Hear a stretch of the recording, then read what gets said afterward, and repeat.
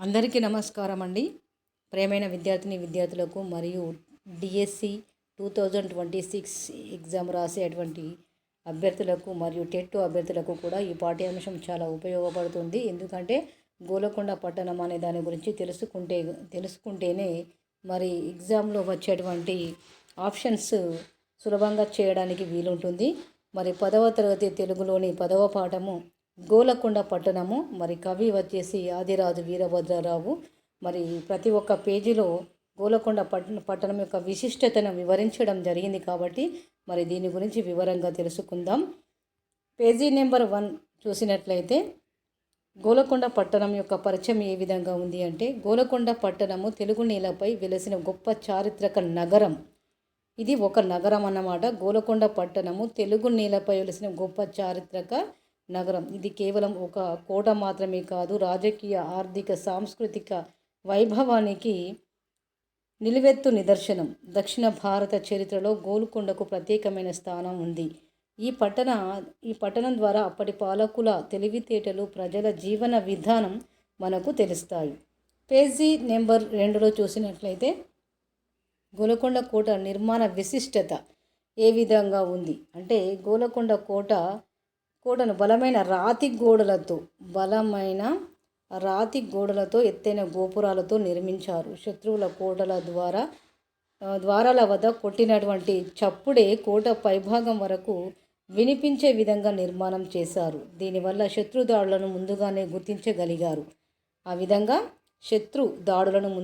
గుర్తించగలిగారు. కోటలో రహస్య మార్గాలు, సొరంగాలు ఉండడం భద్రతను మరింత పెంచింది. ఈ నిర్మాణం అప్పటి శిల్పకళా నైపుణ్యానికి గొప్ప ఉదాహరణ అని చెప్పుకోవచ్చు. పేజీ నెంబర్ 3లో ఉన్నటువంటి మరి విశిష్టత ఏమిటిదంటే, నీటి వ్యవస్థ మరియు ప్రణాళిక ఏ విధంగా ఉంది, వాళ్ళు ఏ విధంగా ప్రణాళిక చేయడం జరిగింది అంటే, గోల్కొండ పట్టణంలో నీటి కొరత రాకుండా ప్రత్యేకమైన ఏర్పాట్లు చేశారు. నీటి కొరత అనేది లేకుండా చెరువులు, కాలువలు, నీటి నిల్వలు ఏర్పాటు చేశారు. వర్షపు నీటిని కూడా సద్వినియోగం చేసుకునే విధంగా వర్షపు నీటిని కూడా సద్వినియోగం చేసుకునేటట్టుగా ప్రణాళికను కూడా రూపొందించడం జరిగింది. ప్రతి నీటి చుక్కను విలువైనదిగా భావించిన పాలకుల దూరదృష్టి ఈ వ్యవస్థలో కనిపిస్తుంది. పేజీ నెంబర్ 4లో చూసినట్లయితే గోల్కొండ పట్టణం వ్యాపార కేంద్రం అన్నమాట. గోల్కొండ పట్టణం వ్యాపార కేంద్రం. మరి ఇలా గోల్కొండ పట్టణం అప్పటి కాలంలో దక్షిణ భారతదేశంలోనే కాకుండా ప్రపంచవ్యాప్తంగా ప్రసిద్ధి చెందిన వ్యాపార కేంద్రంగా నిలిచింది. ముఖ్యంగా వజ్రాల వ్యాపారం గోల్కొండను మరి విశ్వవ్యాప్తంగా ప్రసిద్ధి చెందినటువంటి కేంద్రంగా పేర్కొనడం జరిగింది. పేజీ నెంబర్ 5లో ఆర్థిక వైభవం ఏ విధంగా ఉంది అంటే, వజ్రాల వ్యాపారం వల్ల గోల్కొండ రాజ్యం ఆర్థికంగా బలంగా మారింది. వజ్రాల వ్యాపారం ఎక్కువైపోవడం వల్ల ఆర్థిక చాలా బలంగా మారిపోవడం జరిగింది. పన్నుల వ్యవస్థ సక్రమంగా ఉండేది. వ్యాపారుల నుండి వచ్చినటువంటి ఆదాయము రాజ్యాభివృద్ధికి ఉపయోగపడింది. ఈ సంపదతో కోటలు, దేవాలయాలు, ప్రజా నిర్మాణాలు చేపట్టారు. గోల్కొండ పట్టణం సంపదకు ప్రతీకగా నిలిచింది. ఇక్కడ చూడండి, గోల్కొండ పట్టణం సంపదకు ప్రతీకగా నిలిచింది. పేజీ నెంబర్ 6లో చూసినట్లయితే పాలకుల విధానం ఏ విధంగా ఉండేది అంటే, గోల్కొండ పాలకులు ప్రజా సంక్షేమాన్ని ముఖ్యంగా భావించారు. ప్రజా సంక్షేమమే వాళ్ళు భావించారు పాలకులు. భద్రత ఉండాలి, న్యాయం, అభివృద్ధి వారి పాలనలో ప్రధాన అంశాలుగా ప్రజలకు న్యాయం అందేలా చట్టాలను అమలు చేశారు. వ్యాపార నియంత్రణ, పన్నుల వసూలు క్రమబద్ధంగా సాగింది. ఈ విధమైన పాలన ప్రజల్లో నమ్మకాన్ని పెంచింది. అంటే ఇక్కడ చూడండి, పాలకుల పాలన విధానం ఏ విధంగా ఉండేదంటే, చాలా నీతి నిజాయితీతో కూడుకున్నటువంటి పాలకుల విధానం.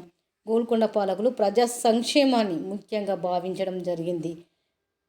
పేజీ నెంబర్ 7లో సాంస్కృతిక వైభవం ఏ విధంగా ఉండేది అంటే, గోల్కొండ పట్టణం అనేక సంస్కృతుల సమ్మేళనం. వివిధ మతాల ప్రజలు పరస్పర గౌరవంతో జీవించారు. సంగీతం, నృత్యం, సాహిత్యం అభివృద్ధి చెందాయి. ఉత్సవాలు వేడుకలు ప్రజల ఐక్యతను పెంపొందించాయి. ఇది అప్పటి సమాజంలో సహజీవనానికి ఉదాహరణ అని చెప్పుకోవచ్చు. గోల్కొండ పట్టణం అనేక సంస్కృతుల సమ్మేళనం. వివిధ మతాల ప్రజలు పరస్పరంగా గౌరవంతో జీవించేవారు. సంగీతం, నృత్యం, సాహిత్యం అభివృద్ధి చెందాయి. ఉత్సవాలు, వేడుకలు ప్రజల ఐక్యతను కూడా పెంపొందించాయి. పేజీ నెంబర్ 8లో ఉన్నటువంటి విధానం, ప్రజల జీవన విధానం ఏ విధంగా ఉంది అంటే, గోల్కొండ పట్టణం అప్పటి సమాజ జీవనాన్ని స్పష్టంగా చూపిస్తుంది. గోల్కొండ పట్టణం అప్పటి సమాజ జీవనాన్ని స్పష్టంగా చూపిస్తుంది. ప్రజల వ్యాపారం, వ్యవసాయం, కళలపై ఆధారపడి జీవించేవారు. భద్రత ఉండటం వల్ల ప్రజలు నిర్భయంగా జీవించారు. ఎందుకంటే కళలపై ఆధారపడి జీవించేవారు. భద్రత ఉండడం వల్ల ప్రజలు నిర్భయంగా జీవించారు.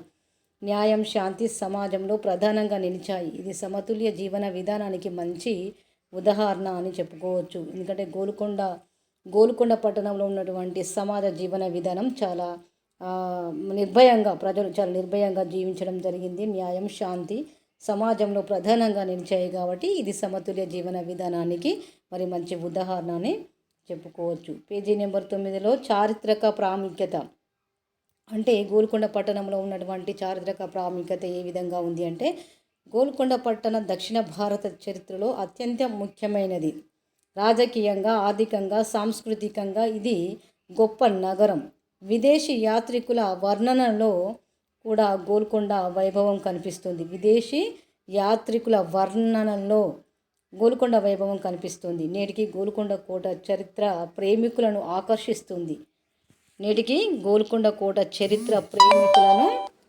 ఆకర్షిస్తుంది. పేజీ నెంబర్ 10లో ఉన్నటువంటి సందేశం ఏమై ఉంటుంది అని అంటే, పాఠం ద్వారా వచ్చే సందేశం ఏమై ఉంటుంది? గోల్కొండ పట్టణం పాఠం ద్వారా రచయిత మంచి పాలన విలువను తెలియజేస్తాడు. సంపదతో పాటు ప్రజా సంక్షేమం అవసరమని చెబుతాడు. సాంస్కృతిక సమన్వయం రాజ్యాన్ని బలపరుస్తుందని సూచిస్తాడు. చరిత్రను తెలుసుకోవడం ద్వారా భవిష్యత్తును మెరుగ్గా నిర్మించవచ్చని మరి ఈ పాఠం బోధిస్తుంది. ప్రియమైన విద్యార్థులారా, మీరు సృజనాత్మకంగా ఆలోచన చేసి మరి నేటి సమాజంలో ప్రజలకు ఏమి కావాలి, ఎలాంటి ధర్మం, నీతి కావాలి అనే ఆలోచన మీరు చేసి మీ యొక్క కామెంట్ను చేయండి. మీ యొక్క అభిప్రాయాన్ని కామెంట్ రూపంలో పెట్టండి. ముందు ఈ వీడియోను చూసి లైక్ చేయండి, సబ్స్క్రైబ్ చేయండి. తప్పకుండా మరిన్ని వీడియోల కోసము ఈ ఛానల్ మాత్రము సబ్స్క్రైబ్ చేయండి.